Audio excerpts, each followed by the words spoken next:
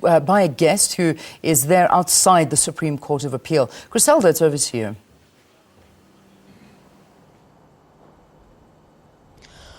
Well, thank you very much, Leanne. Certainly quite a number of hurdles that the state would need to get over at the Bloemfontein Supreme Court of Appeal this morning.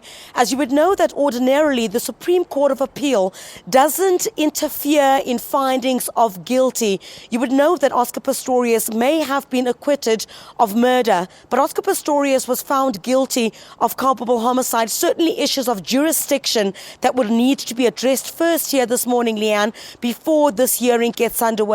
One of the second hurdles as well is that the state would need to perhaps try and convince the Supreme Court of Appeal. Ordinarily, the Supreme Court of Appeal itself does not interfere in findings of fact. And the fact in this matter that Judge Thokozile Masipa had found that Oscar Pistorius could not have foreseen that he would have shot and killed someone or a human being when he fired those 4 shots through the bathroom door. But just to get a bit more insight now about what is expected inside this court this morning, let's chat to Inez Bezuidenhout, who is the director at the University of the Free State's Law Clinic. Inez, thank you very much for your time this morning. You're quite busy, but certainly let's get straight into it. Inez, does the state have grounds for appeal? Everybody wants to know that this morning.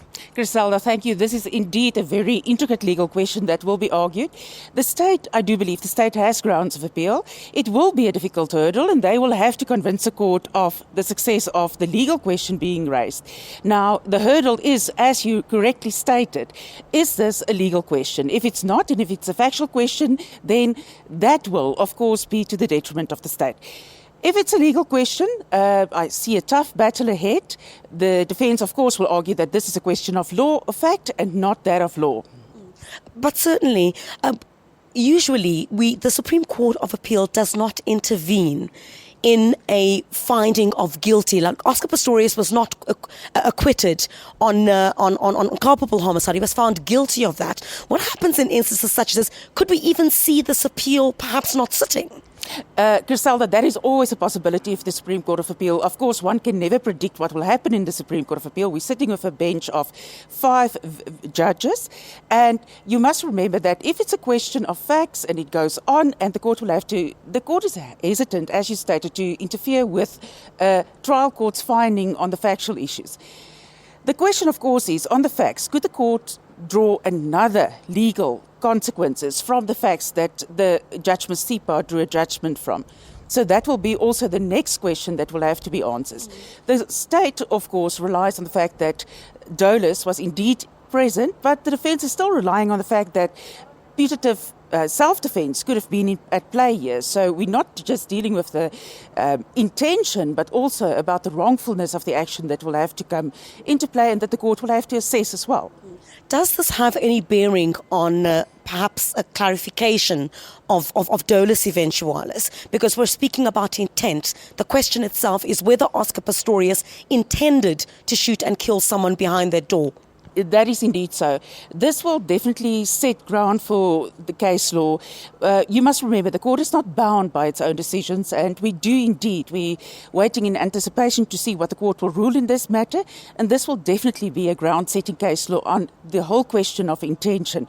Very fine line, and the court will have to, or rather, it will be an uphill battle, I do think, in this case. So now, if the Supreme Court of Appeal decides to hear this matter, and perhaps we see the overturning of this culpable homicide conviction, that will speak to murder. But what then constitutionality? Is there possibility perhaps that Oscar Pistorius could turn to the Constitutional Court, unless, of course, if a constitutional matter arises, which we do not see in the heads of argument, for example? Of course, there's a whole question of the double jeopardy rule, and you'll see that the defence is relying on the Siakui case in this matter. Now, also, you have to bear in mind that if the state successfully succeeds on the question of if it's this legal question and they succeed, in terms of Section 322 of the Criminal Procedure Act, the court can order that the case start a retrial or de novo. If it's in the interest of justice, that yet needs to be seen. But remember, the Supreme Court of Appeal has a wide discretion. So it can confirm the conviction, it can amend it, it can change it, substitute it with any other suitable conviction in this instance. But should it be retrialed, then of course we have to see if it's... The constitutionality will definitely come into play in terms of the double jeopardy matter. Would the constitutional matter perhaps come in where perhaps the defence could argue that Oscar Pistorius was prejudiced with all the live coverage, for example? He perhaps could not concentrate properly on the basis that there'd been so much media attention, some law experts are saying. It's difficult to speculate on that regard. I do not think that the defence has brought that up now, for instance, in the heads of arguments. But we have to look at things such as duration of the trial, the cost involved in this, the witnesses that will have to come and testify again. So there is a number of issues that can have a bearing on his right to a fair and speedy trial.